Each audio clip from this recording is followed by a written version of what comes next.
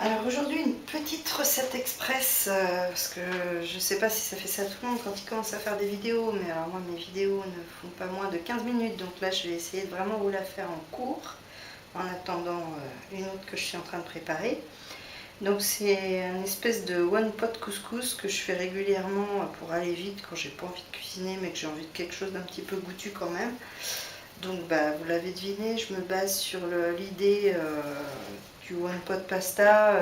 Pour ceux qui ne connaissent pas, c'est on prend une casserole, on met tout dedans et tout cuit ensemble. Ça a l'avantage d'être rapide, de ne pas demander trop de surveillance et puis de ne pas faire de vaisselle. Donc pour le one pot couscous, alors évidemment avant de me prendre peut-être, si des gens passent par ici, de prendre des commentaires rageux sur l'affront que je fais au couscous traditionnel. Et effectivement, ce n'est pas un couscous. On retrouve, comme dirait notre ami Frédéric, les marqueurs du couscous, mais je n'ai absolument pas la prétention ici de faire un couscous. Mon plat va être prêt en 20 minutes, il n'y a absolument pas les saveurs qu'on peut retrouver dans un vrai bon couscous, mais on y retrouve les ingrédients principaux et pour un plat de semaine ou un plat vite fait du dimanche soir, ça le fait très bien. Mais effectivement, le terme couscous est plus que non approprié. Donc, on a besoin, moi j'ai mis 2 gousses d'ail, 2 oignons, 4 ou 5 carottes, je sais plus, mais elles sont assez grandes les carottes en ce moment de la map, parce que j'en ai une qui était comme ça. Quelques merguez que j'ai coupées en tronçons. Ah oui, c'est pas végétarien, de temps en temps pour faire plaisir aux enfants et parce que malgré tout j'aime quand même la viande. Je mets un peu de viande dans mes plats. Et en plus j'ai des restes au congélateur qu'il faut que je termine, donc c'est pour ça que je les utilise. Un pot de pois chiches qui sont encore congelés. En fait je cuis mes pois chiches par au moins 1 kg et après je les conditionne de manière à, vous voyez, selon les proportions qui me servent habituellement, ce qui me permet de pouvoir en avoir tout de suite. Quand j'ai un pot comme ça, ce que je fais, c'est que je vais mettre de l'eau dedans, je secoue bien et ça me permet de les sortir assez facilement. Également des courgettes congelées, puisque nous sommes au mois de janvier et que évidemment il n'y a plus de courgettes à cette saison et que je me refuse à acheter des légumes hors saison, surtout lorsqu'ils poussent en France. Je fais quelques exceptions pour des fruits exotiques, mais de manière générale, je n'achète pas de légumes de fruits ou légumes qu'on trouve en France hors saison. Et j'utilise également, toujours donc en conserve du coup, ce qu'ils appellent de la passata, c'est du coulis de tomate prêt à l'emploi de chez Priméal que je trouve en Biocoop et qui est hyper pratique.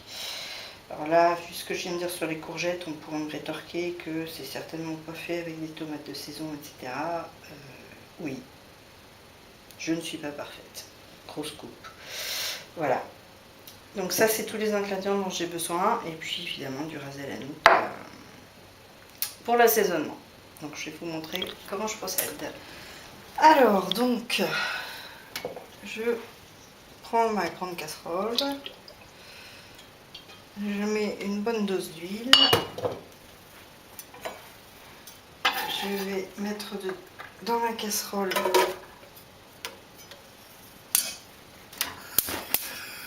l'oignon et l'ail à revenir.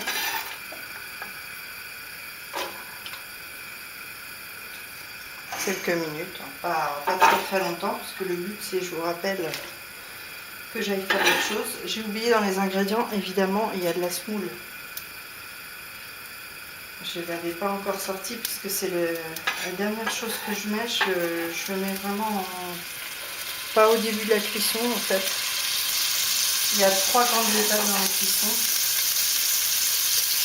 Il y a l'étape que je suis en train de faire.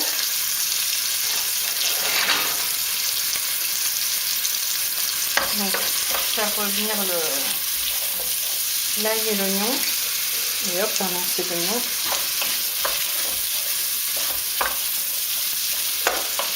c'est vraiment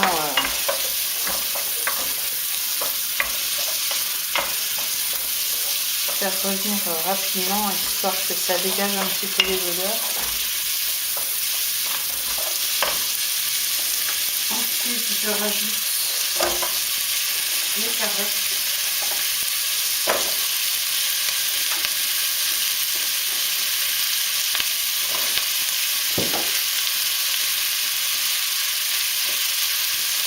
Attention parce que maintenant je fais passer la figure.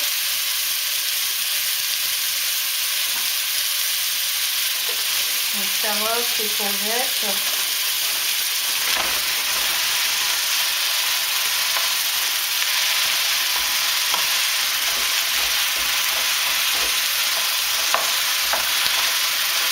Donc ils vont décongeler dans leur jus. Voilà, je mélange un petit peu.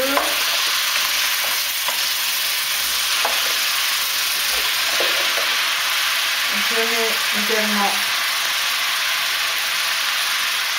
les merguez.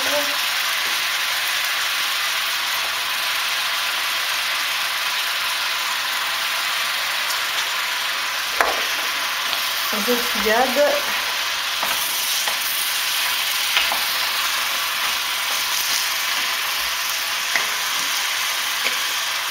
Ah, j'ai oublié de préparer mes pois chiches, donc j'arrête.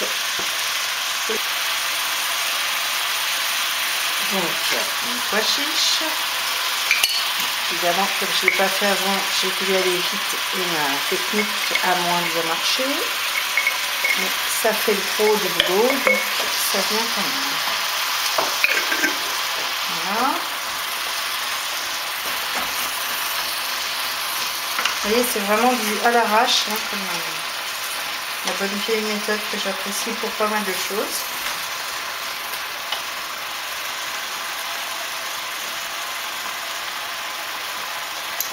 Et là, la deuxième étape, puisque la première c'était de faire revenir les oignons, la deuxième va être de tout rajouter et de laisser mijoter. Donc je mets toute la bouteille. Et pour qu'il y ait suffisamment de liquide, je vais à nouveau la remplir d'eau.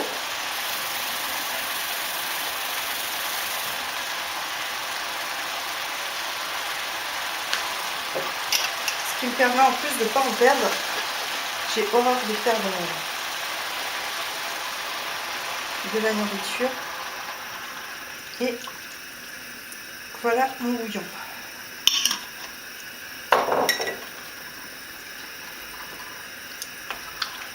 Il ne me manque plus que le ras à la noutre. Là évidemment j'en ai pas assez. Heureusement que j'en avais racheté. Bon, après ça c'est au goût, hein. Je ne l'apprends pas. Moi je l'ai moyennement relevé, donc j'en mets moyennement. Voilà. Et là, ça je vais le laisser, je dirais 10-15 minutes avec un couvercle, parce que sinon quand je reviens avec la sauce tomate, il y en a partout, c'est dégueulasse. 10-15 minutes et la dernière étape, ce sera de rajouter de la semoule. Et à nouveau 10-15 minutes en rajoutant éventuellement un petit peu d'eau s'il y en a eu pas mal qui a évaporé.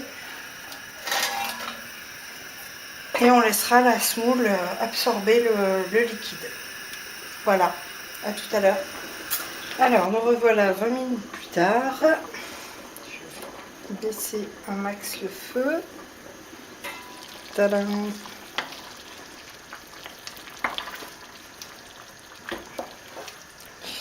Donc j'ai laissé un petit peu plus parce qu'en fait je vais expérimenter quelque chose. En fait, je vous ai dit tout à l'heure que je laissais cuire encore après. Alors c'est vrai que je le faisais jusqu'à présent.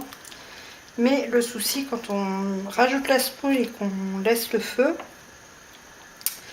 en fait, si on n'est pas dessus, ça a tendance à attacher au fond quand même. Alors ce n'est pas moi qui fais la vaisselle à la maison, ce sont les garçons, mais on va quand même pas être rosse. Je vais essayer de leur éviter ça.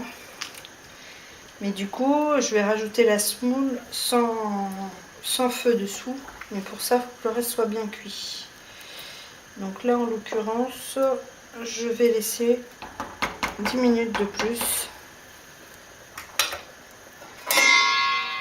Parce qu'en fait, l'avantage de cette recette-là, c'est aussi de pouvoir prendre l'apéro pendant ce temps. Et chez nous, l'apéro se passe dans le bureau. À tout à l'heure. Donc, qu'est-ce que ça donne? Là, ça donne bien. Ça me plaît. Donc, étant donné que la casserole est déjà bien pleine, je ne vais pas rajouter d'eau. Je mélange bien. Je vais rajouter la semoule.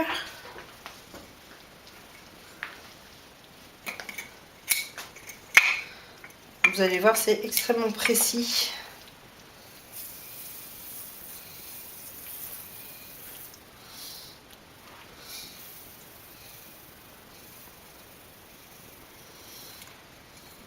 Voilà. Donc pour les quantités, démerdez-vous avec ça. Je mélange. Et là, je vais laisser donc la semoule gonfler comme je ferai avec de l'eau en fait. Donc là, c'est la première fois que je la fais comme ça. Hein, donc j'espère que le résultat sera aussi bon que les fois précédentes. D'habitude, je laisse chauffer dessous et en fait, ça attache au fond. Donc, là, on va essayer de minimiser la vaisselle. Alors là, on serait presque tenté de rajouter un peu de semoule, mais je pense que, en fait, non. Voilà, je vais laisser gonfler comme ça pendant 10-15 minutes. En gros, le temps de demander à Arthur, qui est de table cette semaine, excusez-moi, je suis très enrhumée. Le temps de demander à Arthur de mettre la table.